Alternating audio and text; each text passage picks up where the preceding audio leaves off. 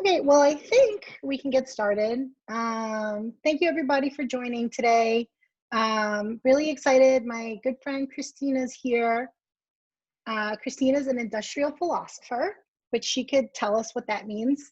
Um, and she's going to be sharing some thought provoking, interesting information and ideas with everyone.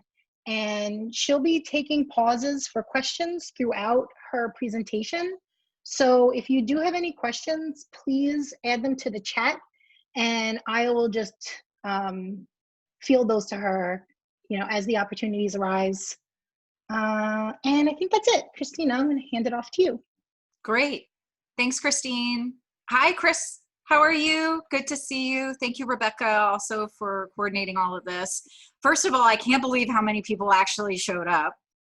So this just tells me how smart you are, that you're taking your lunch hour to learn a little bit about philosophy, especially industrial philosophy, which you probably have never heard of. And that's because I created it. And I'll explain to you in a little bit what I mean by that. But I wanted to just say thank you for being here. I'm excited to meet you all and give you a little bit of my backstory. So I spent about 20 years in the advertising and marketing industry as a strategist in client engagement, working for companies like the New York Times, AMC Networks, and Citigroup, and also at award-winning agencies. And at some point, about 10 years ago, I started to get really curious and passionate about philosophy. So in my personal time, I was practicing and studying practical philosophy just in my personal time. And then at some point, I realized how philosophy was kind of helping me just cope with the challenges that I was having in my job. And I started to get really interested in this intersection between philosophy and the working world. And so at some point, this was what I wanted to pursue. This is what I wanted to dedicate my life to doing. And I ended up creating this whole category called industrial philosophy, which is really just applying philosophy to the challenges that people face in the working world for the benefit of them being able to do their jobs or lead or create great cultures in their organizations. So when I met with Chris and Christine, and they said, hey, would you like to come and talk to you? I jumped at the chance because, first of all, I really appreciate the mission of 2U, enabling people to pursue knowledge. That, to me, as a philosopher, is an incredible mission. But also because when I asked around what people at 2U are passionate about, one of the responses was, well, information and data, and people are really passionate about that, which immediately I was like, wow, I don't know anything about that world. And that got me really curious. Could there be an intersection between philosophy and data? And I went through this exploration, which is what I'm going to share with you. And I landed on a couple of big ideas that I'm just going to present to you as just a way to maybe stir up some thinking, perhaps think about how you're doing your work, and maybe some practices that might help you cultivate truth and knowledge in your own work. So really, this is just an exploration, going to throw out some ideas. Some of it can get a bit heady, but you're all really smart people, so I know you'll totally get it. And I'll make sure to share the presentation with you and with Christine to share out with everybody so that you can refer to it in another time. Okay, and yes, feel free to put questions in the chat. I love questions. I wouldn't be a philosopher if I didn't like questions. So feel free to ask, happy to stop and answer anything you would like answered. Okay, let's get started.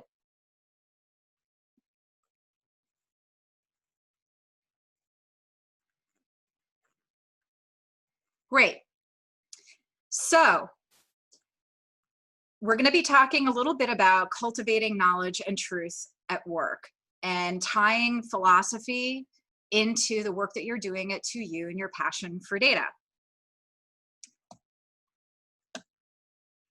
So I think it's worth at least talking about what philosophy has to do with the working world, or why philosophy in general. And philosophy has, for thousands of years, helped us try to understand how to live our lives, how to live a good life. So why not how to work, how to do good work, how to approach work in a productive way, how to create environments that are conducive to a good working experience. So I explained a little bit about industrial philosophy in my intro, but to be more specific, when people ask me, well, what is philosophy? I tell them that it's a protocol for engaging with the world. So industrial philosophy is just a protocol for engaging with work. And so this is why I'm excited to be here, because what you do is so interesting and so special, because you really are doing the work that enables people to pursue knowledge. So then the question becomes, what is it that enables you to do that? And that's where we landed on this notion of data. So this presentation is about how data and philosophy intersect. So I want to share with you some of the challenges that I understand are part of your workday or part of your work.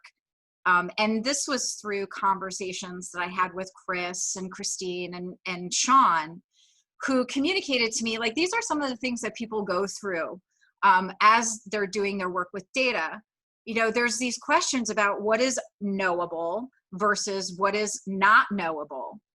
That there is sometimes a desire on the part of the people that you serve to want data to be beyond what is knowable. Like that there might actually be some limits to what is knowable, and then this desire to go beyond that. And also this notion that data doesn't always paint a full picture. And so there's some challenges with that too. In addition, there's this, what I called hopes bias, which is this idea of really wanting the data to tell a story that we want it to tell, and then unfortunately disregarding or ignoring maybe some other signs or other pieces of information that might tell a different story than what we want it to tell. And then this notion of this plus or minus 1% observable phenomenon, like nominal changes in information, nominal changes in data may be emphasized disproportionately from really what is relative.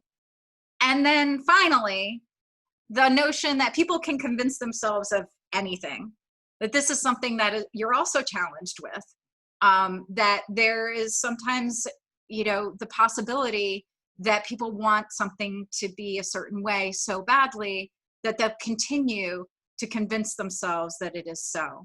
So I'm just feeding back to you some of the challenges that I've been made aware of about your world, because I don't really know your world. And so, who am I to give you ideas about how to maybe make work better for you without understanding your world?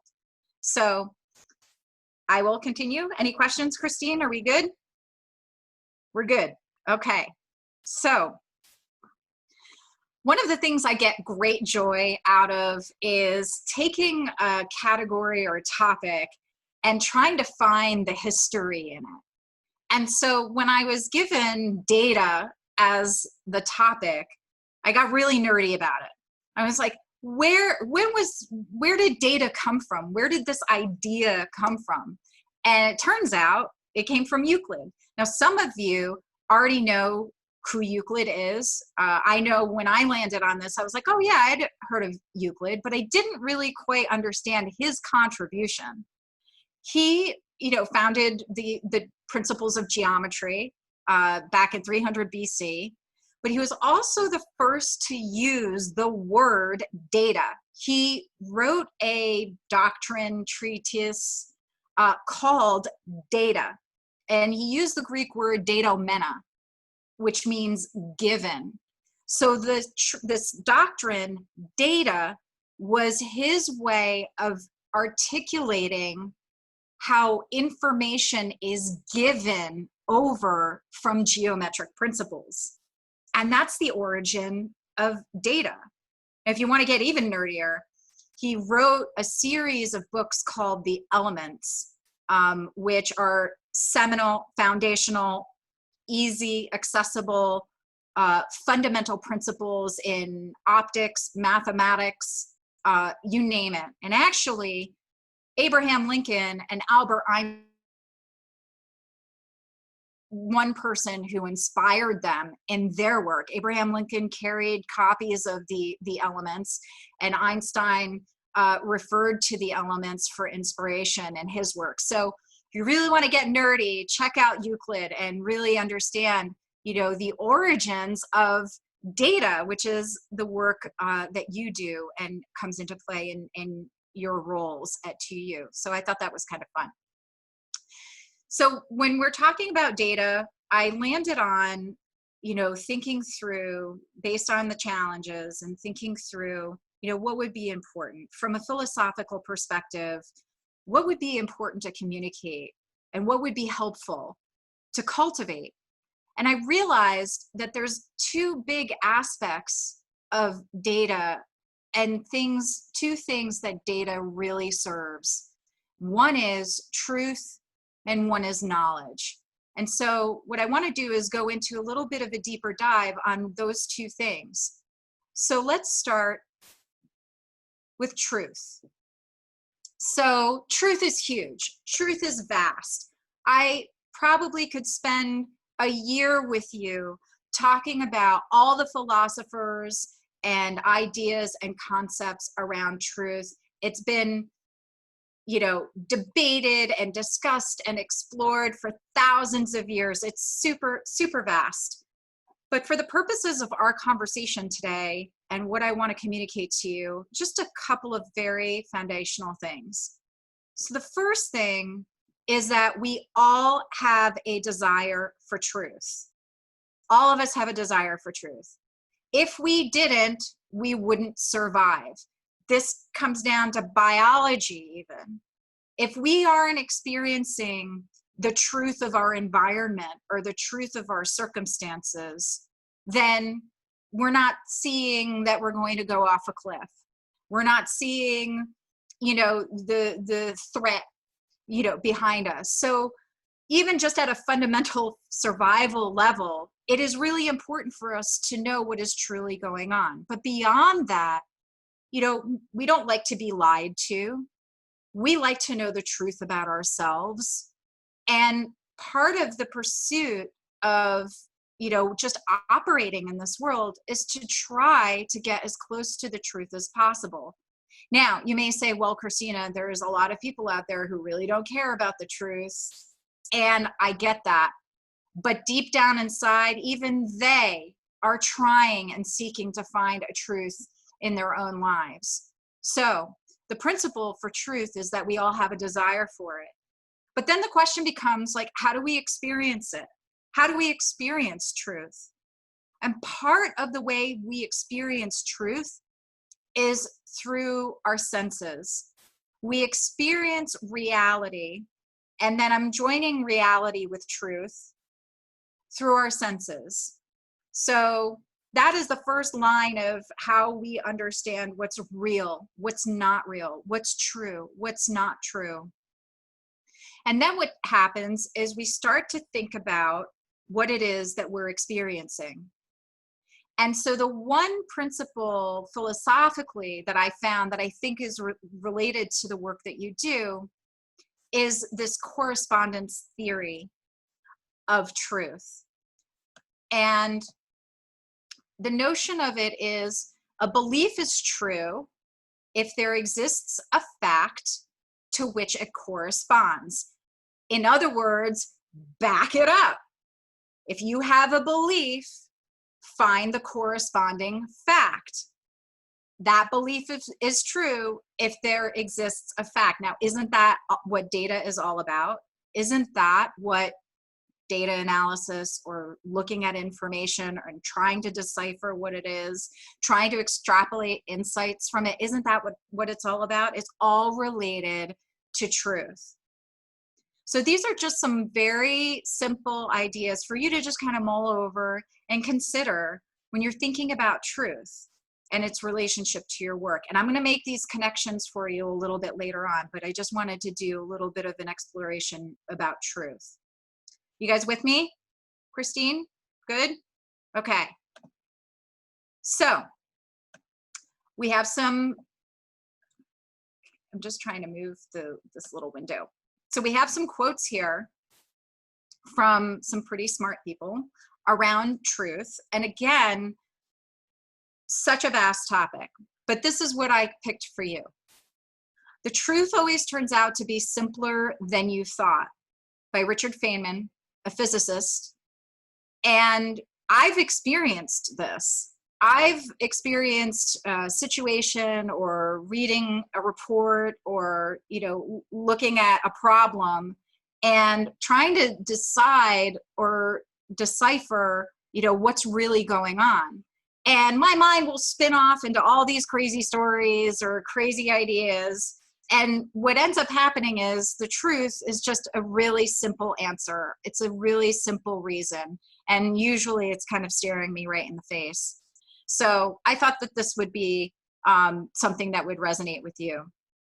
The second quote is, there are things that are known and things that are unknown, and in between are the doors of perception.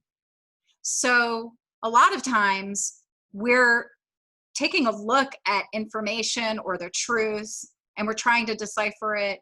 And this is where perception comes in. And that is definitely a part of how we are experiencing reality, is how we perceive it.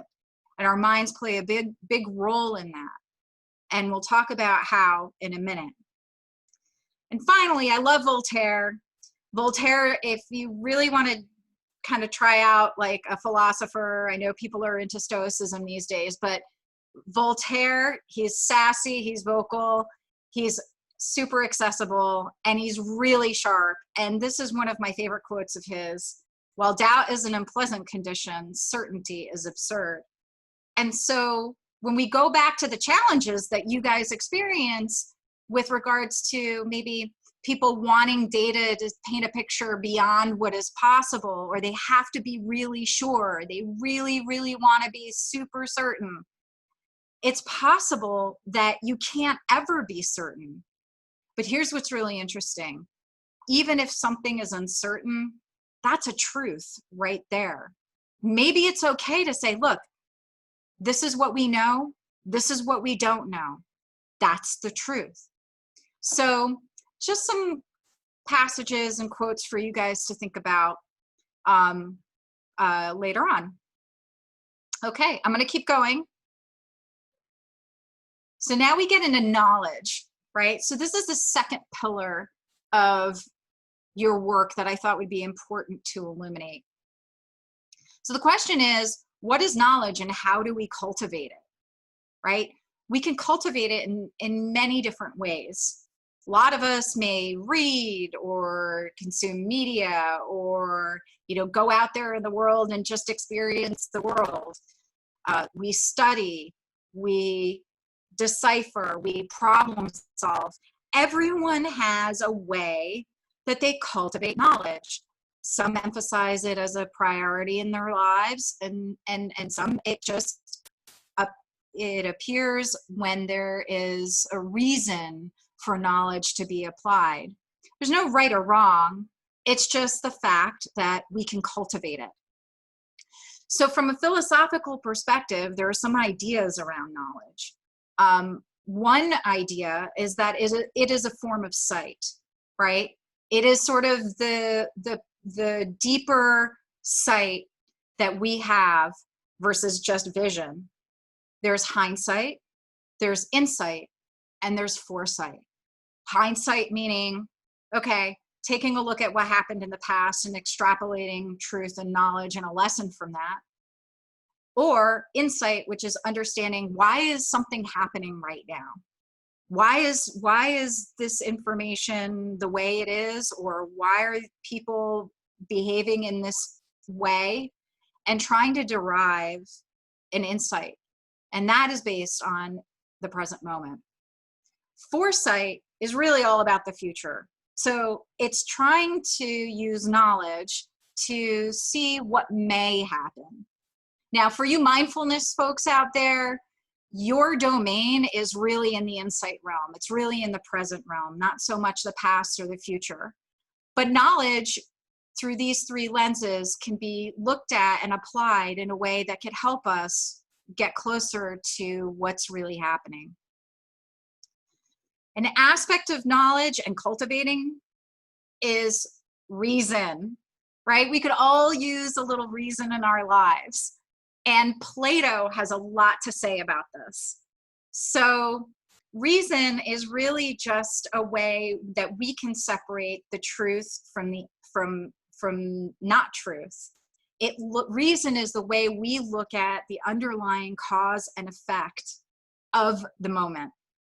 So Plato wrote the Republic, and for those of you who don't know who Plato is, he was a student of Socrates, very important philosopher in the Greek tradition. And he wrote the Republic. So if you guys are at all interested in one of the most foundational works in human history that our democracy is based on, that the way we operate in the world is based on, and a lot of our social norms and the way we think is based on, I highly suggest the Republic. It's brilliant.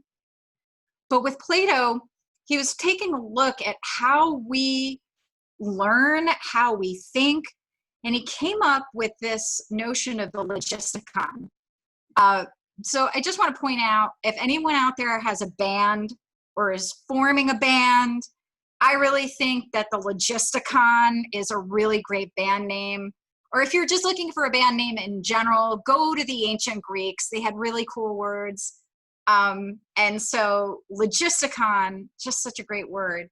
What it means and what he was trying to think through was the notion that we can rule our lives and operate in life, or even someone who is a leader can rule through the lens of the logisticon, which is through the love of learning. And we all have heard this idea before, which is like constantly cultivating learning, always be in a learning mindset. But to rule through the love of learning, I think, is a very important distinction, because when you're taking a look at your work, you're faced with a data set. What is really ruling your approach to that data set?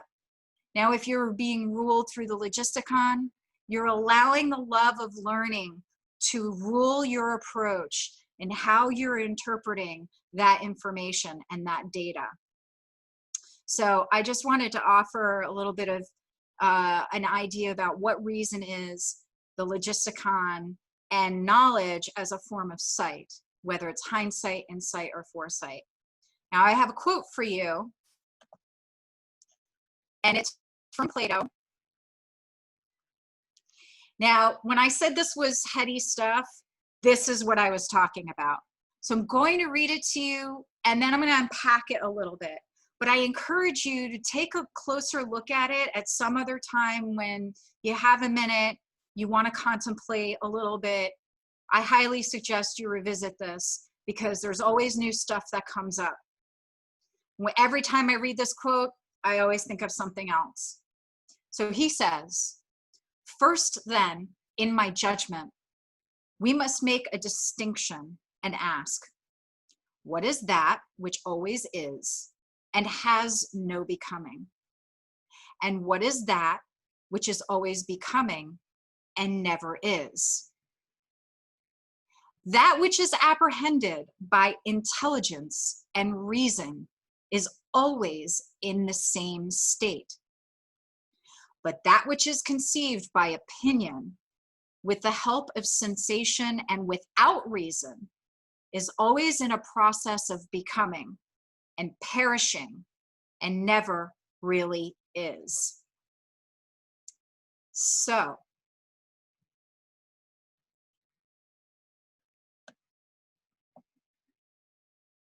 what he's saying here is that truth and reason are almost in a state of stability, constancy, principle, core, kind of unmovable, kind of so foundational that it's almost like it's obvious, it's self-evident. It's that yeah moment. It's that's the thing. What he's also saying is that opinion without reason is sort of loose and constantly moving and flighty and always changing and hard to capture and doesn't feel grounded, doesn't feel real, and it perishes. It never stays. So what Plato is saying is there are ideas and truths and beliefs that are constant and never changing and universal. Whereas in the realm of opinion or belief without reason, or things that are kind of captured through emotion or sensation, aren't real or aren't true. And so where this ties into knowledge and your pursuit of it and you doing your work is to make the distinction, like he says, make a distinction and ask, is this information or data or my work right now in a state of foundation or principle or truth? Or is it still moving? Is it still of opinion? Is it still in this realm of just an idea with no foundation? This is the operation of reason. So I'm going to keep going if no one has any questions. Christine, good? Good. So, given all of this, I was thinking to myself, okay, we've got truth, we've got knowledge. What is the essential nature of data? Which is sort of the third piece to this trifecta, or this whole sort of relationship. And as I was thinking through this, I went back to the challenges. And, you know, I have this sort of pithy comment of a grade doth not a person make, right? That your work is really about painting as full a picture as possible about people, right? And sometimes the challenge is that, you know, in order to create that picture, there's pieces of information that independent and taken individually is not making up that entire person or that entire behavior. And you know this, you do. But this leads to the second thing, which is what is essential and what is changing about data. This goes back to Plato and reason. And I have an analogy for you. So you have a piece of gold, you have like a gold nugget, and you decide, all right, well, I want this gold nugget to be turned into a ring. The ring is just in a different form, but it contains the gold. The essence of that ring is gold. It's still the same. So in your work, I think the challenge for you is to determine that which is the gold versus that which is the ring. And then I landed on this idea that data is knowledge in pursuit of the truth. That data is the sight that is derived from the experience of reality. Again, I know this is really heady stuff, and we can't necessarily answer all these things over a slice of pizza, but worth contemplating, worth thinking about. What's essential? What's changing? How can I use reason to make the distinction? And that data really is knowledge in pursuit of the truth, which is so huge. This is your work. It's incredible. So I have a provocative question for everyone, because I wouldn't do what I do if I didn't have a question that sort of threw a wrench into everything. And then, you know, leave you with no answers because I don't have an answer to this provocative question, but I couldn't not share it. So I was thinking about the notion of knowledge being sight, the notion of experiencing reality through the senses, the notion that data is really a sense-making activity, right? That's what you're trying to do. You're trying to make sense of what is a situation or a behavior or what people are doing. So that made me think, is data an artificial sense? Is it just another sense? And of course, I have this movie reference here, and I'm realizing maybe you get it, maybe you don't get it. I see data points. But could it be a sixth sense? Maybe not in a natural or traditional way or in a traditional, mode, but perhaps it's worth exploring. Is it a sense? Can data be considered a way we make sense of the world? I think yes, but I think it requires further conversation and debate and maybe a special interest group dedicated to thinking about all of these things. So I wanted to make this practical for you. And this is where we're moving into the part of the presentation where I kind of try to provide some guidance on how to think about knowledge and truth and reason and all of these things in your work. But before that, it's good to just maybe get an idea of what an ideal state of truth and knowledge is. Like, what does it feel like? Or how should you think about it? What are the considerations? So the first is that knowledge arises to meet a need, right? That's a principle of knowledge. It arises to meet a need. If you can discern the need, the knowledge will come. So, the question then is, are you focusing on the right need? That's a big question.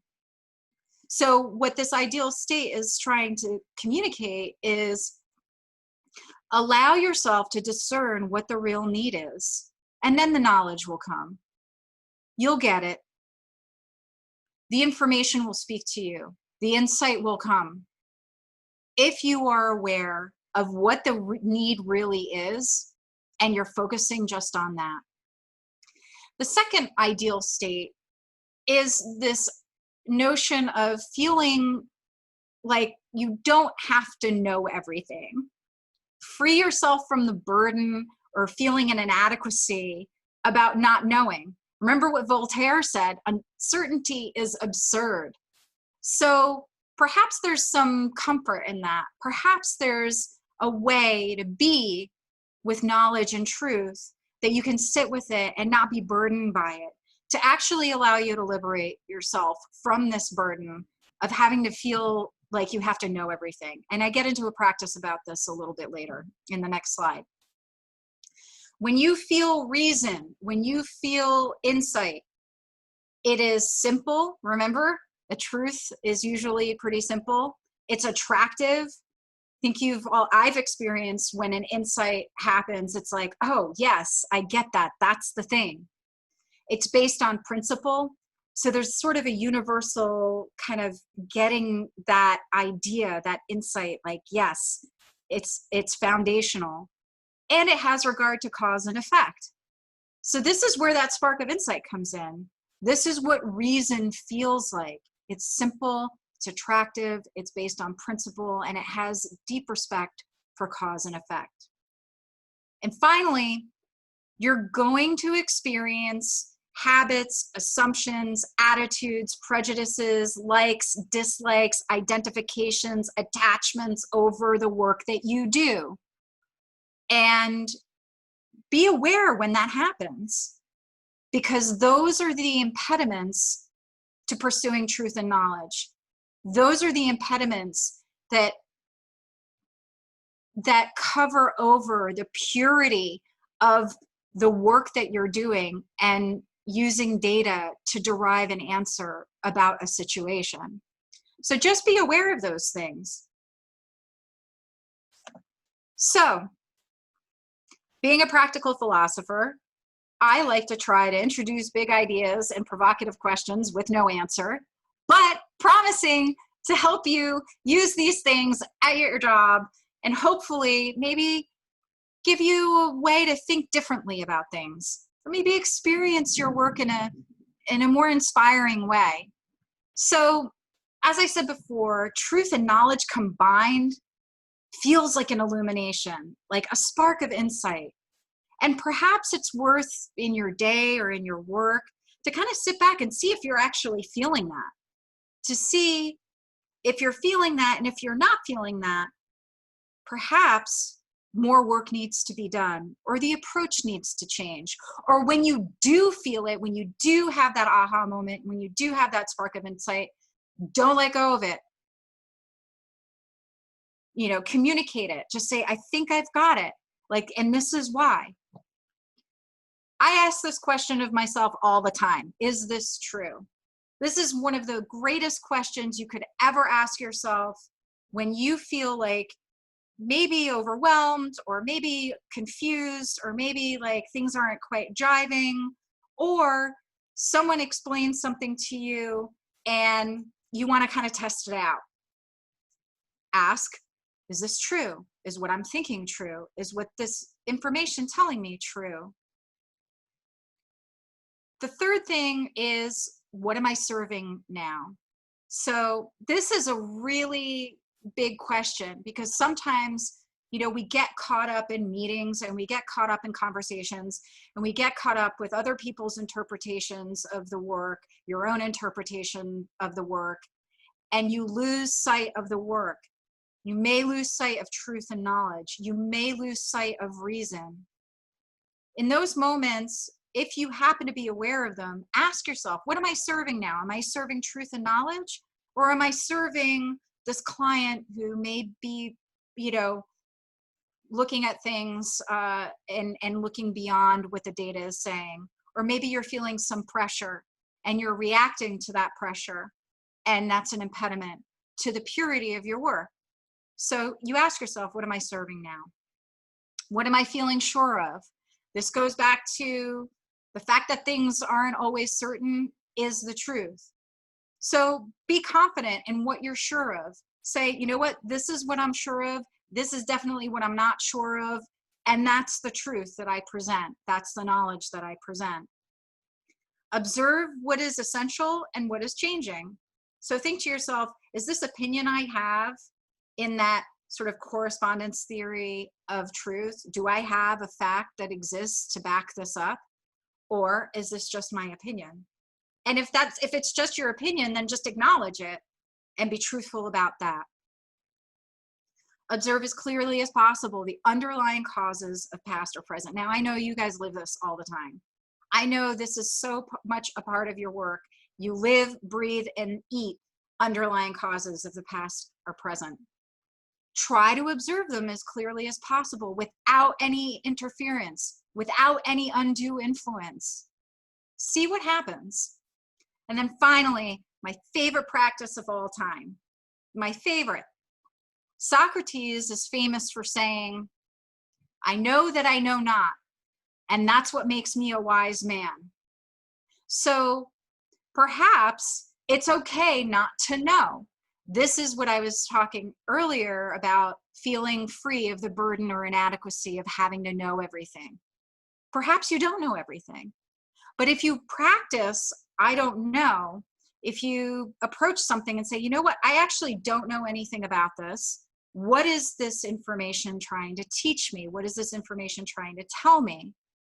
New ideas may come up. New insights might come up. So the Socratic not knowing is a mindset that could actually enable you to get closer to the truth and knowledge that you're trying to derive through your work. So I know I just laid a ton on you, and all you were like, I just want to have a sandwich and just do this lunch and learn thing. And I know I just put a lot on you. I'm going to stop the share, but I do want to say just a quick thank you. I'm going to stop the share right now. This is my website. That's my email address. I'd love to stay in touch with people. Feel free to reach out to me with any questions. And that's the end of my presentation. So I'm going to stop share. And wow, there's still so many people. There's still so many people on here. I can't believe it. Thank you so much for sticking around. And I don't know, are there any questions, Christine? So we have a few comments, although being selfish, I'm going to say one of my favorite things to say when I'm in a meeting is, I'd like to access my ignorance, which Christina and I both learned when we were in grad school together. Anyway, just had to throw that in there. So Brian commented, so some of these kind of came in a little earlier.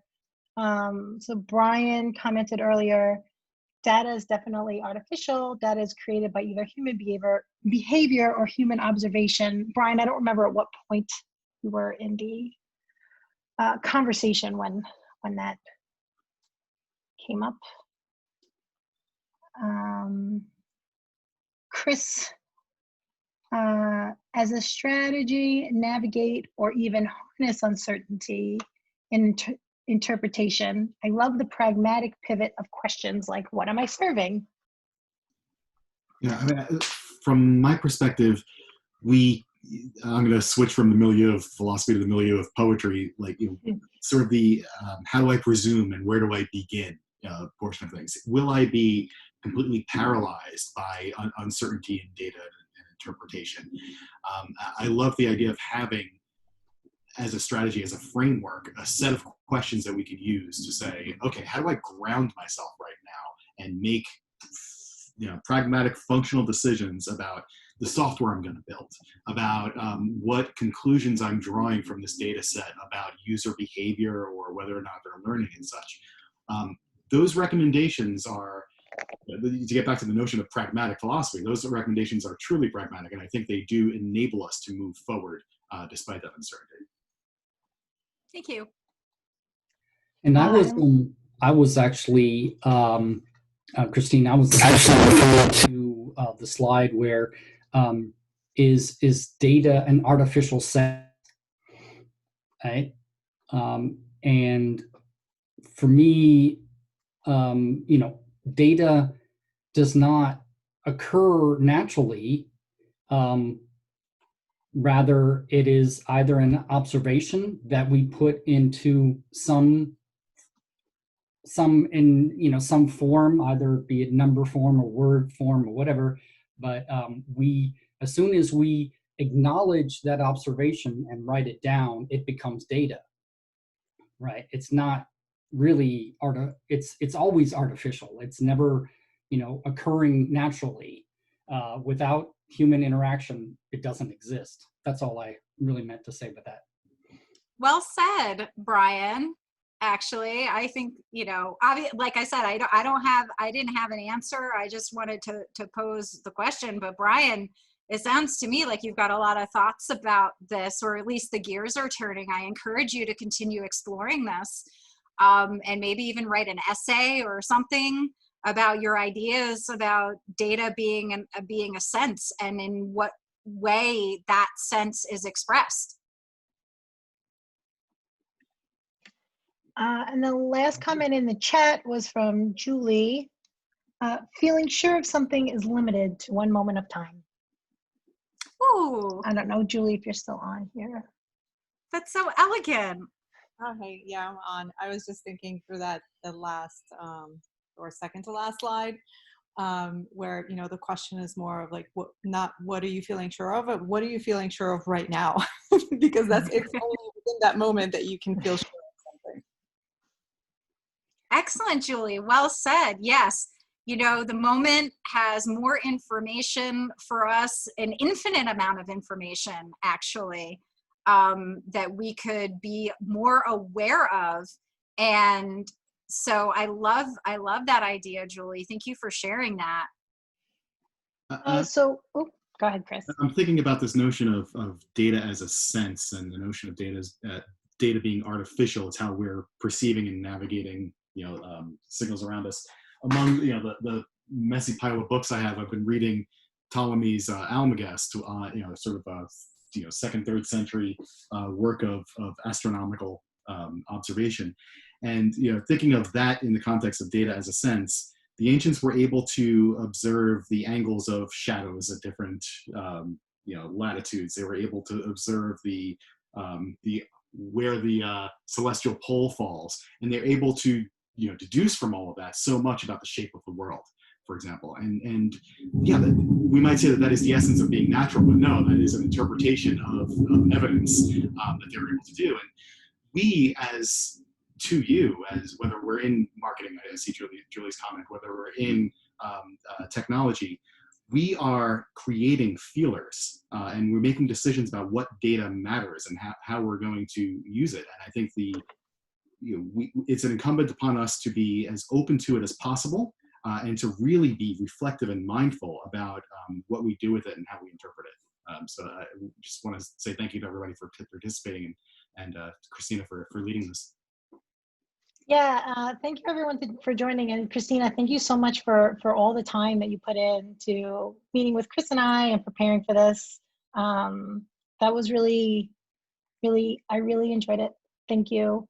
I'll share the presentation that Christina put together with the team. I know Rebecca's recording this. And I do have to make a little plug because Christina recently wrote a book. I'm not trying to sell your book here, but I bought myself a copy and I didn't know that Christina was gifting me one. So I have 2 copies, and I'm happy to lend out my other copy to anyone. If you are interested in getting one, I can tell you, but that's not why I made the comment. But thank you so much, Christina. Really appreciate. Thank you for having me. It was so wonderful to be in everyone's company. Yeah, the name of my book is called Wise Up at Work. So definitely would love for you to check it out. If you do go to my website, you can sign up and get an excerpt of the book as well for free. So you could get a bit of an introduction to that as well. But anyway, I really loved nerding out on this. I have to tell you, it was so wonderful to be challenged in trying to find the intersection between data and philosophy, and really digging into truth and knowledge. And so for me, I just got so much out of this entire exercise, and I want to thank you for being here, and you guys were just really great company. So thanks everyone. Enjoy. Thanks, Bye.